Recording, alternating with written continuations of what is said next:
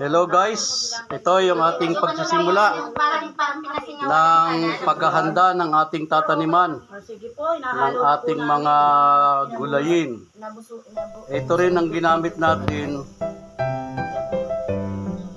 sa pagtatanim natin ng ating ubas na nakaraang araw. Pinangungunahan tayo ni Ma'am Gaisel, oh. Ito. Shout out Ma'am Gaisel. Hello. Yun. Pa-add na lang po sa inyong page, ha. Yes. Pa-subscribe na rin. Kung makakabasa nito at makakapanood. Hindi, ano lang, video lang.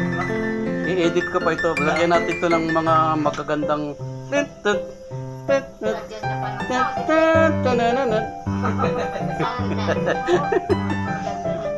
yan. Ang tawag dyan ay loam soil, ano? Wala sila. Anong tawag dyan? Ano po ba ang sangkap nito?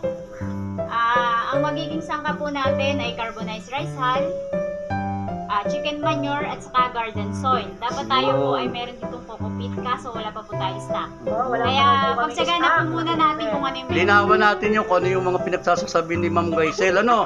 Kasi sa pangkaraniwang tao, hindi nila alam yung mga kokopit na yan, rice hull. Ano ba yan? Yun yung rice hull, yun yung inuling na ipanang palay. Oh, yung kokopit naman, yun yung mga galing sa bunot ng niyog, ano? At saka yung isa pa, ano nga ba yung sabihin? Yung manure. Ang manure ay sa Tagalog ay tae. tayo ng manok. Oo. Pinagandalaang eh. O, di naintindihan natin ano ba yung manure na yun. O di, yun na yun. Ano po? Ayun. O yun. Huwag lang magagalit si Adsen at nang hindi tayo kasi pag sinabi mong tae, talagang ano yun, foul yun. Oo. Kaya chicken manure ang ginawa ang pangalan nila, o di kaya yung cow manure, carabao manure. Tae ng kalabaw, ipot ng manok, yun. Malinaw na po, ano? O ito muna, samantala para. Ito po yung ating chicken manure. O ito yung chicken manure, bakit maitim? Ay, syempre, ito po ay na-process na po na chicken manure. Pinatuyo, tapos ay Pinatuyo na po yan, na-process dinurog, ano? Hinalo-halo po. Ang chicken manure pala, pagka natuyo, maitim. Hindi po, hinahaloan pa po yan ng iba't ibang compost. Oh, may iba pa palang komposisyon. O yun, 45 chicken manure. Ay pag naging 46, di lalong mas maganda. Yes, Yun, kaintindihan din po sila. Pasensya na po kayo sa vlog namin. At maintindihan nyo rin ito pag nandito kayo. Yeah. Ito na nga, ito na, ginagawa na. Ito, kasunod po ng pagsasaligsig at paghalo-halo ng iba't ibang sangkap para sa ating mga magagandang klase ng lupa. Kaya ako'y magagandang nagtatanim. Kasama na rin yung mga magagandang nagsisipagtanim. Itatanim na po yung binhi ng Karimlan. karimlan. Hindi talaga si Ma'am Gaisel, ha? Ito na po yung mga binhi ng karimlan natin. Oh, ano daw pong pangalan ng binhi ng karimlan na yan? Anong scientific name yan? Bokchoy. Botchoy. Ito yung lalaki, ano? Botchoy eh.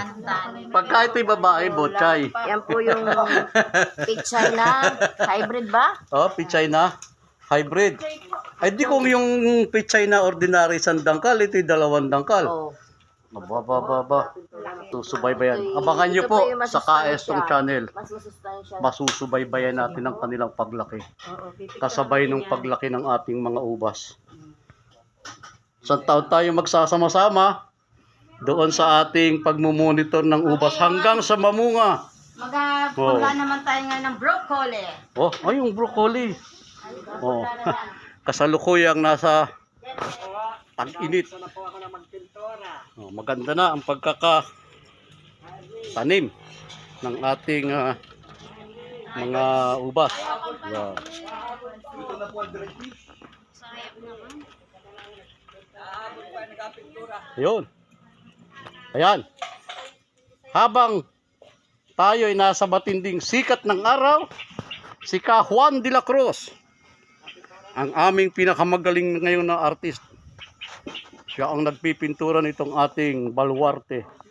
Ay, ang ganda ng kulay oh. Pagdating sa video, ganda. Oh, yan. Ito po ang ating kubo. Kubo pa bang matatawag yan? Kubo. Bahay na ito. Ito po ang pugad ng pag-ibig ng ating mga ka-growers. Oh. Meron yan. Yan. Ititindig po natin yan dito mamaya sa ating baluarte. Pagagandahin natin ito. Gagawin natin isang malaking tourist attraction. Abangan nyo po ang nababagong adventure ni Kaestong. Salamat po. Hanggang sa muli sa isa pang kapanapanagwik na tagpo dito sa ating ka-grow.